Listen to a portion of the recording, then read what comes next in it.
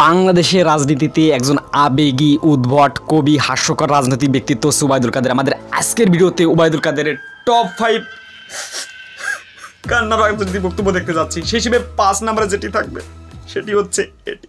এবারকার জেল জীবন রাজনীতিকদের জন্য পাঠশালা। আমি জীবনের সেই পাঠশালা থেকে শিক্ষা নিয়েছি। এখন আমরা ওবায়দুল কাদেরের টপ 4 কান্না রাজনৈতিক ভাষণ দেখতে যাচ্ছি বা বক্তব্য দেখতে যাচ্ছি। সেই হিসেবে যেটি থাকবে সেটা হচ্ছে তিনি কিন্তু মঞ্চ ভেঙে পড়ে যায়, বিশেষ করে 2023 সালের শেষের দিকে না শুরুর দিকে, যাই হোক।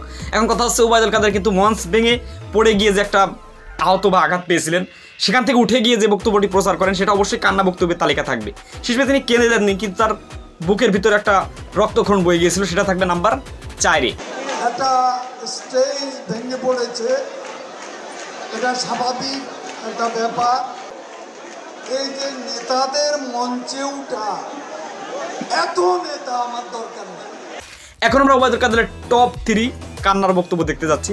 বিশেষ করে ওবায়দুল কাদেরের টপ 3-তে যেটা থাকবে সেটা হচ্ছে সরি বললে কি সবকিছু সমাধান হয়ে যায়, মানে এটা বলেই কিন্তু তিনি একটা আবেগপ্রবণ হয়ে গিয়েছিলেন। সেটা আপনারা না দেখলে বুঝতে পারবেন না। বিশেষ করে একটা অনুষ্ঠানে সে কিন্তু একটা সম্ভবত জার্নালিস্টদের উপরে না কার উপরে চরমভাবে ক্ষিপ্ত হয়েছিল, সেটা ভিডিও দেখলে বুঝতে পারবেন।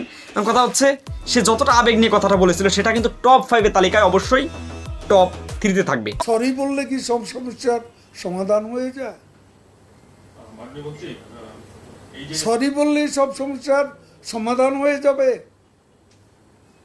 এটা কত বড় অপরাধ। এখন আমরা টপ 2 ওবায়দুল কাদেরের কান্না বক্তব্য বা দুঃখের স্যাড বক্তব্য দেখতে যাচ্ছি। বিশেষ করে নির্বাচনকে কেন্দ্র করে, বিশেষ করে সর্বশেষ এই যে তথাকথিত একটা নির্বাচন হলো 2024 সালে, সেই নির্বাচনে তিনি সাংবাদিক, বিশেষ করে আবুল কালাম আজাদ সম্ভবত তার মুখোমুখিতে বিবিসি বাংলা একটা সাক্ষাৎকার দিয়েছিল। সেখানে তিনি নির্বাচন কেমন হবে সেটা নিয়ে কিছু কথোপকথন দিয়েছিলেন। সেখানে তিনি কিন্তু আসলে বিএনপি রাজনীতিতে আসে নাই, সেটা নিয়ে তিনি কিন্তু অনেকটা আবেগপ্রবণ ভাব দেখিয়েছিলেন। এবং ইলেকশন কেমন হবে, ভালো ইলেকশন হবে, ভালো ইলেকশন হবে এটা বলেছিল। কিন্তু এটা যে কতটা দুঃখের বক্তব্য সেটা না দেখলে বুঝতে পারবে না। সেটা থাকবে নাম্বার 2-এ। টার্ন আউটের ব্যাপারে যে আশঙ্কা, সেটা সত্য হবে না। টার্ন আউট হবে এবং একটা ভালো ইলেকশন, ভালো ইলেকশন। এখন আমরা ওবায়দুল কাদেরের সেই টপ 1 নাম্বার স্যাড ইমোশন কান্নার বক্তব্য দেখতে যাচ্ছি। বিশেষ করে সেটা হচ্ছে কতদিন এরা খায়নি। এটা আমি আসলে আমার দ্বারা এটা বলা হয় না, যার বক্তব্য সেই বলুক, সেটা সবচেয়ে ভালো হবে। বিশেষ করে কিছু ব্যক্তিত্ব মানে কাকে উল্লেখ করে কথাটি বলেছিলেন আমি সঠিক জানি না, আপনারা অবশ্যই কমেন্ট করে সেটা লিখে জানাবেন। সেটা থাকবে নাম্বার 1-এ, যে কতদিন এরা খায়নি। আসলে তারপর আশপাশে যারা তখন বক্তব্যের মাঝে উপস্থিত ছিল অন্য নেতাকর্মীরা, তারাও অনেকটা আবেগপ্রবণ হয়ে গিয়েছিল। সেটা থাকবে নাম্বার 1-এ। এই যে মানুষগুলো দাঁড়িয়ে আছে অসহায়, নর নারী শিশু, কতদিন এরা খায়নি, আমরা এসছি ওদের জন্য কিছু করতে।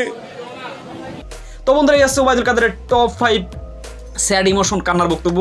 আর এটা নিয়ে কোনটা নিয়ে কি বলতে চান সেটা অবশ্যই কমেন্ট করে মন্তব্য করে লিখে জানাবেন। আর ওবায়দুল কাদের আর কোন কোন বিষয়টি আপনার ভিডিও দেখতে চান সেটা অবশ্যই লিখে জানাতে ভুলবেন না। তো এই বলে আমাদের আজকে এপিসোড শেষ করছি। আসসালামু আলাইকুম।